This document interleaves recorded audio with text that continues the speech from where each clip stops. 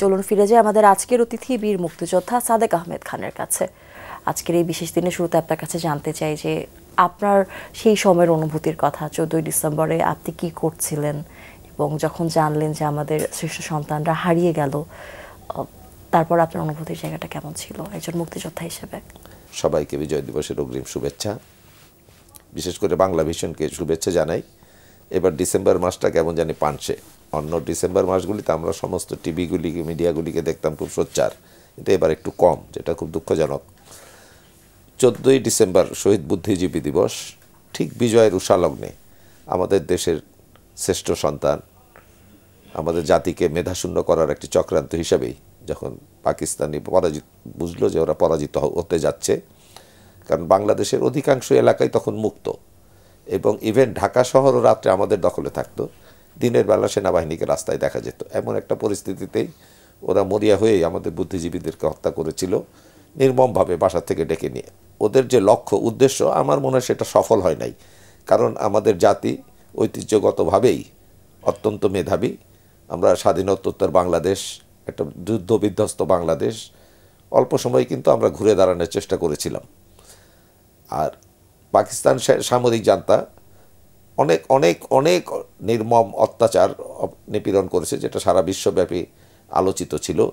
এই বুদ্ধিজীবীদেরকে এভাবে হত্যা করতে পারে এটা আমরা কখনো কল্পনা করি নাই, কারণ বুদ্ধিজীবীরা আসলে সক্রিয়ভাবে যুদ্ধে অংশগ্রহণ না করলেও এই জাতিকে সাহায্য সহযোগিতা করেছেন তাদের মেধা দিয়ে, তাদের লেখনী দিয়ে। দু একজন ডাক্তার ছিলেন, তাদের চিকিৎসা বিনা পয়সায় মুক্তিযোদ্ধাদের বিভিন্ন সময় চিকিৎসা দিয়ে। এবং এই বুদ্ধিজীবী দিবসের যারা আত্মত্যাগ করেছেন তাদের পরিবার পরবর্তীতে অনেক কষ্ট করেছেন, স্বাভাবিক পরিবারের মুরব্বী না থাকলে যা হয়, এর মধ্যে দিয়েও তাদের সন্তানরাও কিন্তু বাংলাদেশ গড়ার ক্ষেত্রে অনেক অবদান রেখেছেন। তো এই বুদ্ধিজীবী দিবসে আজকের তরুণ প্রজন্মকে বলবো যে আমাদের পূর্বপুরুষরা জীবন দিয়েছিল এই দেশটার মুক্তির জন্য। আজকে যে বাংলাদেশ, আজকের প্রজন্মের রক্তের মধ্য দিয়ে একটি রক্তাক্ত বিপ্লবের মধ্যে দিয়ে আজকে যে নতুন বাংলাদেশ, এই বাংলাদেশের তোমরাই আগামী দিনের ভবিষ্যৎ।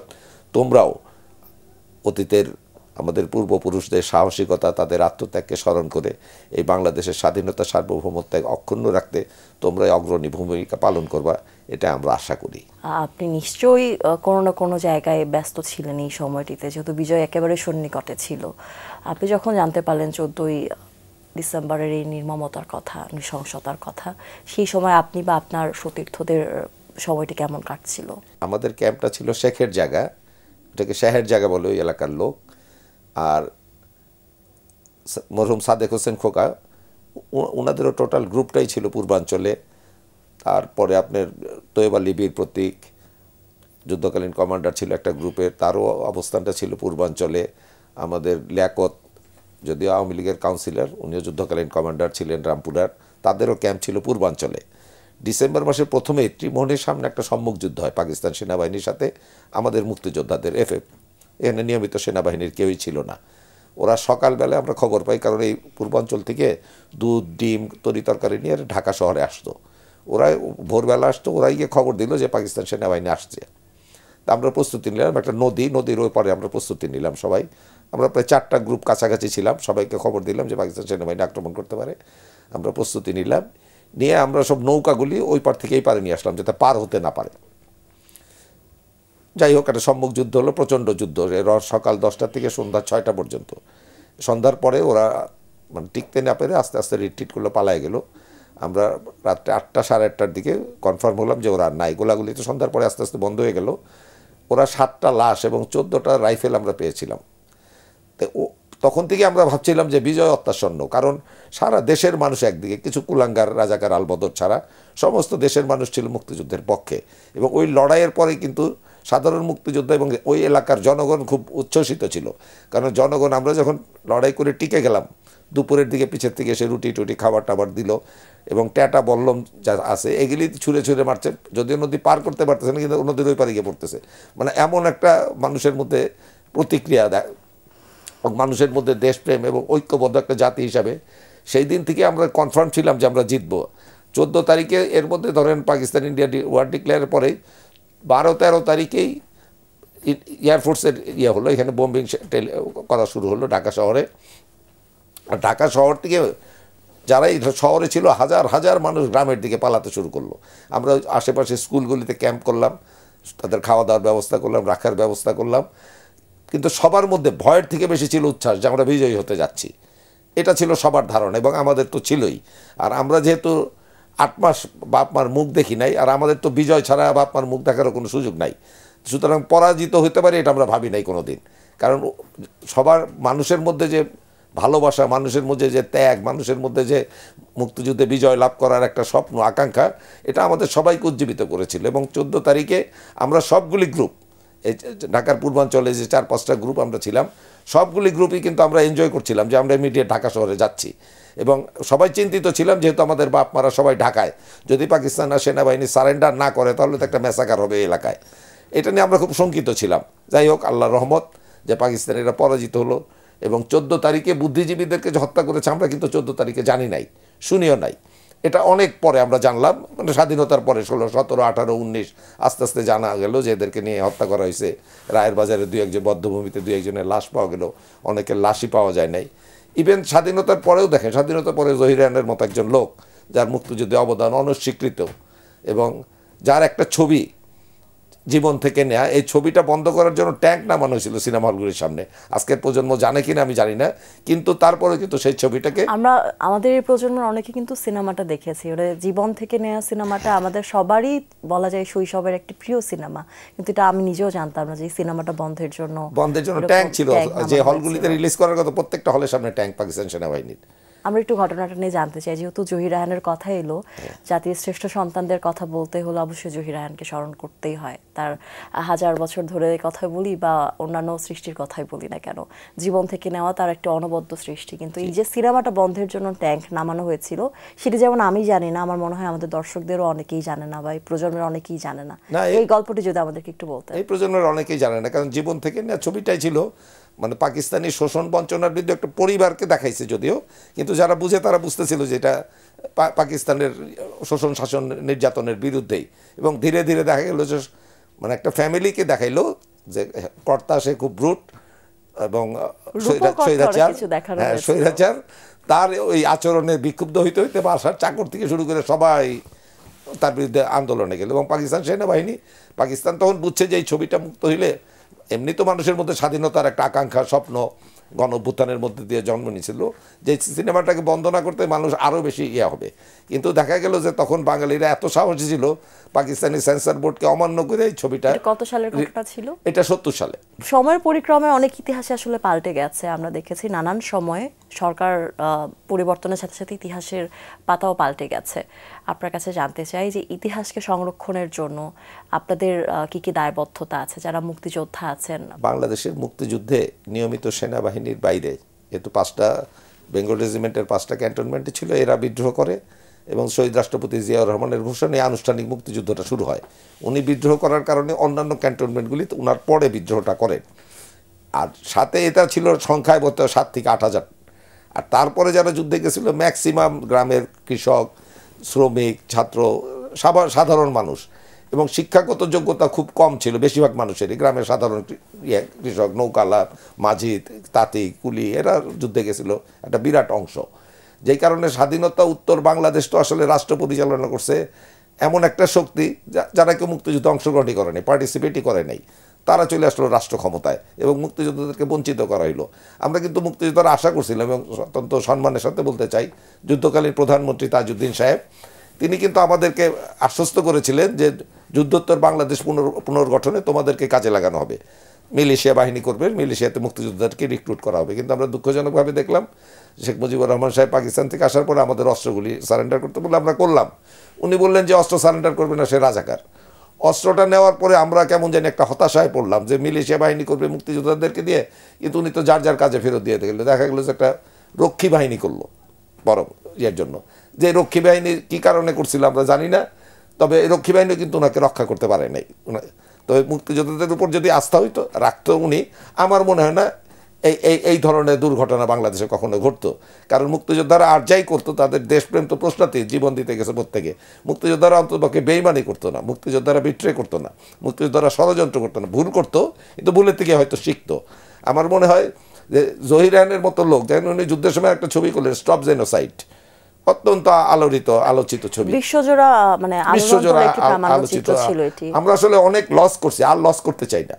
সামনে আজকে যে একটা নতুন পরিবেশ পরিস্থিতি তৈরি হয়েছে, আজকের তরুণরা যেভাবে বুকের রক্ত দিল, আমরা তো 71 যুদ্ধ করছি অস্ত্র নিয়ে, ওদের সাথে একটা ভিন্ন প্রেক্ষাপট ছিল। আর আজকে যারা যুদ্ধ করলো ওরা তো নিরস্ত্র, অস্ত্রের মুখে দাঁড়ায় যেভাবে জীবন দিল, মানে আমার খুব ভাবতে ইয়ে লাগে যে এই জেনারেশন সাহসিকতা এবং আত্মত্যাগের মধ্যে কোনো অংশে 71 থেকে কম না। তারপরেও বলবো 71টা হইলো ফান্ডামেন্টাল। 71-এ আমরা আমাদের স্বাধীনতা, সার্বভৌমত্ব, আমরা স্বাধীনতা ছিনে আনছিলাম যুদ্ধের মধ্যে দিয়ে। মাত্র 27-28টা দেশ যুদ্ধের মধ্যে দিয়ে স্বাধীনতা অর্জন করছে, আমরা কিন্তু তার মধ্যে একটা জাতি। এবং একটা অসম যুদ্ধ, পাকিস্তানের এত ট্রেইনড একটা সেনাবাহিনীর বিরুদ্ধে বাংলাদেশের সাধারণ মানুষ এবং মুক্তিযোদ্ধারা, নিরস্ত্র মানুষ যেভাবে অস্ত্র কিচ্ছু জানে না, বাঁশের লাঠি নিয়ে প্রথমে রেডি হয়েছে, আমরা কিচ্ছু জানি না, কিন্তু এই নিরস্ত্র একটা জাতিকে সশস্ত্র করে পাকিস্তান সেনাবাহিনীকে পরাজিত করলাম। আমাদের হাজার হাজার ছেলে জীবন দিল। আমার সাথে সহযোদ্ধা এই আপনাদের বিভাগের জাকির সাহেব, জাকির বীর বিক্রম, আমরা একসাথে শালদা নদীতে যুদ্ধ করতাম, আমার ডাইনো নিগুড়ি খায় মারা গেল। আমার আরেক বন্ধু আমার সাথেই ছিল, আমরা নিয়মিত সেনাবাহিনীতে ছিলাম পূর্ব বেঙ্গলে, তখন আমার আরেক বন্ধু মোসাক, তার গলা হাত সব চলে গেল, পঙ্গু হয়ে গেল ছেলেটা।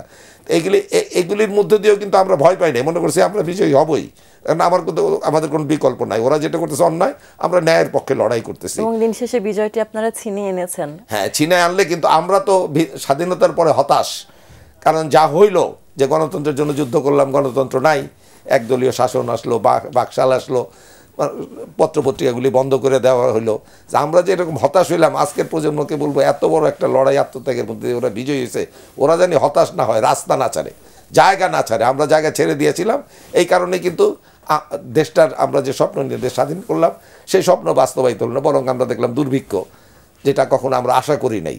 তা আজকের প্রজন্মের যে বিজয়টা অর্জন করছে, অত্যন্ত শ্রদ্ধার সাথে স্মরণ করি তাদের, যারা আত্মত্যাগ করছে, তাদের পরিবারের প্রতি সহানুভূতি জানাই, এবং তাদের প্রতি আহ্বান থাকবে যে বিকৃত ইতিহাস যে 16 বছর উপস্থাপন করলো সমস্ত জাতিকে বিভ্রান্ত করার জন্য, এই 16 বছরে যে জেনারেশনটা বেড়ে উঠেছে, ওরা তো একটা বিভ্রান্তিকর মিথ্যা ইতিহাস পড়ছে। আজকে আলোচনা যখন আমরা শুরু করেছি, তখন কিন্তু আপনি একটা কথা বলেছিলেন যে আমাদের যে ইতিহাস সেটা পাল্টে যাচ্ছে, বা আমাদের যে বিজয়ের মাসের মাহাত্ম্য সেটা আমরা হয়তো প্রচার ততটা করছি না এবার। আসলে গণমাধ্যমের এই জায়গাটায় কি কি ভূমিকা আছে, তাদের কি করা উচিত এই ব্যাপারগুলোকে আমাদের প্রজন্মের কাছে পৌঁছে দেবার জন্য? গণমাধ্যমের তো অনেক বড় ভূমিকা থাকার কথা, কিন্তু এবার কেন নাই জানি না। প্রথমেই বললাম এটা দুঃখজনক। আর ইতিহাস বিকৃতি দেখেন, জিয়াউর রহমান সাহেব স্বাধীনতা ঘোষণা করছেন, এটা স্বীকৃত, আমরা নিজের কানে শুনছি, স্বীকৃত একটা বিষয়। উনি যুদ্ধে নেতৃত্ব দিলেন, উনি একটা তিনটা force, Z force, K force, এর ফোর্স, এর মধ্যে জেড ফোর্সই ছিল পূর্ণাঙ্গ ব্রিগেড। যারা আর্মিতে আছে আপনি ইচ্ছা করলে জেনে নেবেন, ওইটা ছিল পূর্ণাঙ্গ ব্রিগেড, আর দুইটা কিন্তু পূর্ণাঙ্গ ব্রিগেড না। উনি সম্মুখ থেকে যুদ্ধে নেতৃত্ব দিলেন, উনি সিলেট বিজয় করলেন জেড ফোর্সের নেতৃত্বে, আমরা 15 ডিসেম্বর সিলেট মুক্ত হইল। জিয়াউর রহমান সাহেবের পাকিস্তানি চর বলে দেখেন না, আরে পাঠ্যপুস্তকে মাওলানা ভাসানী সাহেবের ছবি ছিল। উনি তো আজন্ম একজন যোদ্ধা, উনি সেই কাকমারি সম্মেলনে 52 সালে পাকিস্তানকে বলছিল ওয়ালাইকুম আসসালাম, এবং উনি ডিসেম্বর মাসে 4 ডিসেম্বর 1971 সাল, উনি 70 সাল, উনি পল্টন ময়দানে জনসভা করে বলছিল ওদের সাথে আমাদের হবে না, আমাদের একদম স্বাধীন জনগণতান্ত্রিক বাংলাদেশ। পরের দিন ইত্তেফাক পত্রিকায় মরহুম মানিক মিয়া সাহেব মুখপাত্র হিসাবে বলছিলেন মাওলানা ভাসানী ভারতের চর, পাকিস্তানের অখণ্ডতা বিনষ্ট করতে চায়। যেই লোকটা এত বড় একজন মানুষ, সারা জীবন ক্ষমতার লোভ করেন নাই, বাংলাদেশের যত আন্দোলনগুলির সময় মাওলানা সাহেবরা আমরা পাইছি, মানে স্বাধীন বাংলাদেশে 67 বছর বয়স, তার আগের তার রাজনৈতিক জীবনটা তো অনেক গর্জিয়াস। উনি আসামে চলে গেছিলেন অত্যাচারিত হয়ে, জমিদারদের হাতে মাঠদেরকে পায়ে হাইটে উনি আসাম চলে গেছিলেন, ওইখানে গিয়ে উনি বিধানসভার মেম্বার হয়েছেন, ওইখানে গিয়ে অনেক মুভমেন্ট করছেন উনি, যে কারণে সবচেয়ে জনপ্রিয় নেতাও ছিল উনি। উনার একটুখানি জায়গা ছিল পাঠ্যপুস্তকে, ওইটাও মুছে দিল। আরে আমার জাতির যদি ইতিহাস ঐতিহ্য না জানি, আমি তো একজন পূর্ণাঙ্গ মানুষ হিসাবে, দেশপ্রেমিক মানুষ হিসেবে তৈরি হতে পারবো না। যারা এটা করছেন অত্যন্ত দুঃখজনক। যার যার যতটুকু পাওনা তাকে ততটুকু দিতে হবে। আর ইতিহাস তো নির্মম, ইতিহাস তার গতিতেই চলবে, একসময় সত্য ইতিহাস সামনে আসবেই, যত অপপ্রচারই করুক। আজকে কি জিয়াউর রহমানকে মানুষের মন থেকে মুছে দিতে পারবে? কখনো না। কারণ আমরা অস্ত্র হাতে যারা যুদ্ধ করছি, আমরা শ্রদ্ধার সাথে জিয়াউর রহমানকে সারা জীবন স্মরণ করব। কারণ এই লোকটা যুদ্ধ ঘোষণার করার কারণে তার স্ত্রী 2টা বাচ্চা নিয়ে পাকিস্তানের কারাগারে বন্দী থাকলো, তাকে নিয়ে আমরা অকথ্য ভাষায় কথা বলি। যখন পাকিস্তান সেনাবাহিনী 25শে মার্চ, জিয়াউর রহমান সাহেব তখন ক্যান্টনমেন্টের বাইরে, পাকিস্তান সেনাবাহিনী বললো অস্ত্র সমর্পণ করো, চট্টগ্রামের সোলজারদেরকে, ওরা দৌড়ায় গেল বেগম খালেদা জিয়ার কাছে যে ম্যাডাম আমরা কি আমাদের তো অস্ত্র কোথায় জমা দিতে বলতেছে। উনি বললেন যে না, তোমাদের সার না আসা পর্যন্ত একটা অস্ত্র জমা দিবে না। তাইলে ওনার এই যে একটা সুচিন্তিত সাহসী সিদ্ধান্তই কিন্তু সৈন্যদেরও মনোবল তৈরি করছে এবং অস্ত্রগুলি কোথায় জমা দেয়নি দেখে কিন্তু জিয়াউর রহমান রিভল্ট করতে পারছেন। তাইলে এই খালেদা জিয়াকে যেভাবে একটা মিথ্যা অপবাদ, মিথ্যা মামলায় যেভাবে নির্যাতন করলো এই বয়সে, এই অমানবিক, আমরা এইরকম অমানবিক বাংলাদেশের জন্য যুদ্ধ করি নাই।